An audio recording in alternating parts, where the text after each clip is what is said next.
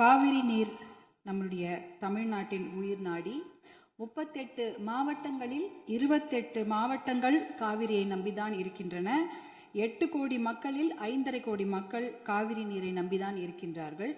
காவிரி நீர் பார்த்தீங்கன்னா குடகு மலை, அதாவது கூர்கில் கர்நாடகாவில் ஆரம்பித்து மேற்கு தொடர்ச்சி மலை வழியாக தர்மபுரி மாவட்டத்தில் தான் தமிழ்நாடுக்கு முதல்ல வருகிறது. தர்மபுரி மாவட்டம் பிலிகுண்டில் தான் அது உள்ள தமிழ்நாட்டுக்குள்ளே நுழைகின்றது. கிட்டத்தட்ட 800 கிலோமீட்டர் அது டிராவல் பண்ணுறாங்க. அந்த காவிரி நதி நீர் பார்த்தீங்கன்னா 800 கிலோமீட்டர் கர்நாடகாவிலிருந்து தமிழ்நாட்டுக்குள்ளே டிராவல் பண்ணுறாங்க.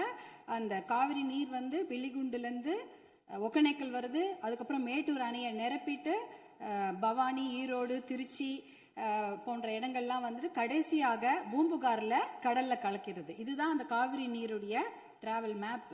இதில் பார்த்தீங்கன்னா 320 கிலோமீட்டர் மட்டும்தான் கர்நாடகாவில் காவிரி பாய்கிறது.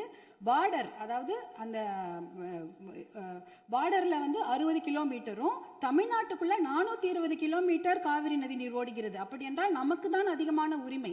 420 கிலோமீட்டர் தமிழ்நாட்டில் ஓடுது, நம்மளுடைய மாநில எல்லையில 60 கிலோமீட்டர் ஓடுகிறது. அப்படி என்றால் கிட்டத்தட்ட 740 டிஎம்சி தண்ணீர், காவிரி நீர் இருக்கிறது என்றால் அதற்கு அதிகமான உரிமை நமக்கு தான் இருக்கிறது. கிட்டத்தட்ட 400 டிஎம்சி தண்ணீர் வந்து தமிழ்நாட்டுக்கு உரிமையான தண்ணீர், நமக்கு பாதிக்கப்பட்ட தண்ணீர். ஆனா நாளடைவில் அதை குறைஞ்சி 205 டிஎம்சியா குறைச்சிட்டாங்க.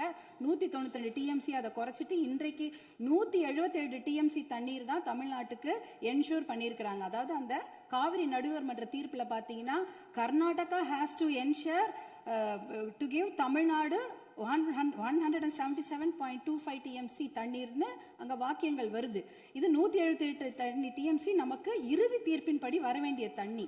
ஆனா என்ன பாத்தீங்கன்னா நம்ம வந்து கடைமடை மாநிலம், கர்நாடக அரசு முதல் மடை மாநிலமாக இருக்கின்றது.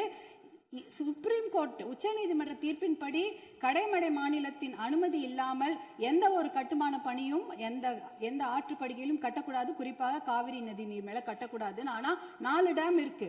1931 கிருஷ்ணராஜசாகர் டேம் இருக்கு.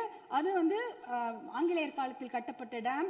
அதற்கப்புறம் 1970களில் 3 டேம் கட்டியிருக்காங்க. ஹாரங்கி, கபினி, ஹேமாவத்தின்னு. இந்த 4 டேமும் சேர்த்து இந்த அணைகள்ல கிட்டத்தட்ட 115 டிஎம்சி தண்ணீர் தேக்கி வைக்க முடியும்.